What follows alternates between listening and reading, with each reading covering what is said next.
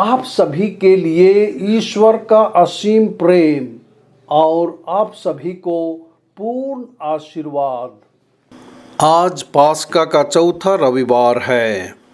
ईश्वर कई तरीकों से हमसे बात करते हैं, जिसमें रविवार के पवित्र शास्त्र के पाठ भी शामिल हैं।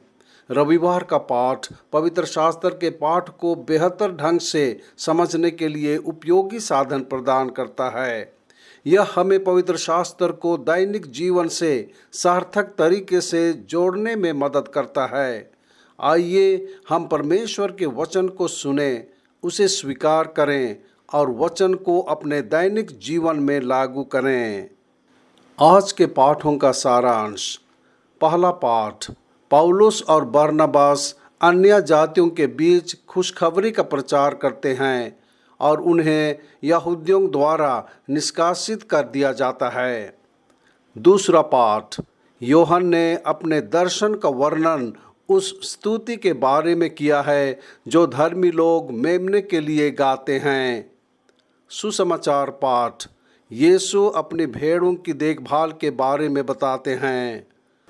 आज का पहला पाठ हमें बताता है कि आरंभ में यहूदी प्रेरितों से परमेश्वर का वचन सुनने के लिए उत्सुक थे, परंतु जब यहूदियों ने भीड़ को प्रेरितों के पास आते देखा तो वे जलन से भर गए और पौलुस की कही हुई बातों का खंडन किया और उनकी निंदा की। और पौलुस और बरनबास ने निडर होकर कहा कि यह तो अवश्य है कि परमेश्वर का वचन यहूदियों के लिए पहले सुनाया जाता, परंतु जब से उन्होंने सुनने से इनकार किया, अनंत जीवन खो दिया, सो वे खुले आम अन्य जातियों के पास गए और उनकी सुनने को तैयार हुए। इस प्रकार अन्य जातियों के लिए उद्धार का विस्तार किया गया। प्रेरितों को यहूदियों के क्षेत्र से खदेड़ दिया गया, लेकिन परमेश्वर के वचन दुनिया के छोर तक पहुंच गए। दूसरा पाठ में संत यूहन्ना बता रहे हैं कि उन्होंने एक दर्शन में एक बड़ी भीड़ देखी जिसे कोई भी उन लोगों की गिनती नहीं कर सकता था। हर राष्ट्र से, सभी जनजातियों और लोगों और भाषाओं से, सिंहासन के सामने और मेमने के सामने सफ़ेद वस्त्र पहने, उनके हाथों में ताड़ की शाखाओं के साथ खड़ा था। उन्हें बताया गया कि वे बड़े पीड़ा से बाहर आए हैं।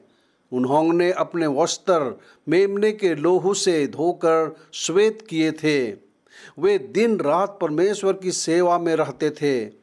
यह इंगित करता है कि यीशु ने अपने खून की कीमत से सभी मानव जाति को बचाया और उन्हें ईश्वर की उपस्थिति में ले गया। इसे हम कहते हैं स्वर्ग।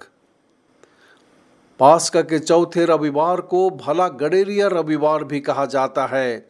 सुसमाचार का पाठ अच्छे चरवाहे के बारे में बताता है।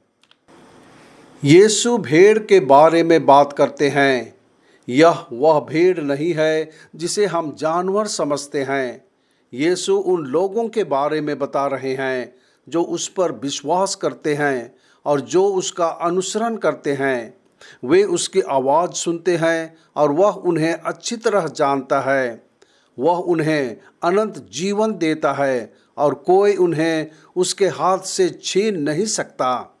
यीशु अपने सभी अनुयायियों और उन सभी के बारे में बात कर रहे हैं जो उस पर विश्वास करते हैं।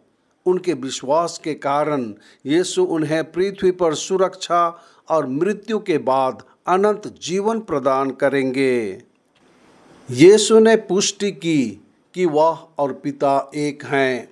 अपने कष्ट और मृत्यु से उसने हमारे लिए स्वर्ग अर्जित किया है और वह चाहता है कि हम सब उस स्थान पर पहुँचें जहाँ उसके पिता हैं। उस जगह को हम स्वर्ग कहते हैं। हम सब स्वर्ग के लिए बनाए गए हैं। आइए हम विश्वास और अच्छे कार्यों का जीवन जिएं और एक दिन हम स्वर्ग में पहुँचेंगे। प्रार्थना। हे प्रभु यीशु ख्रिस्त, आप भला गडेरिया हैं। आप अपनी भेड़ों को जानते हैं और वे आपका अनुसरण करती हैं।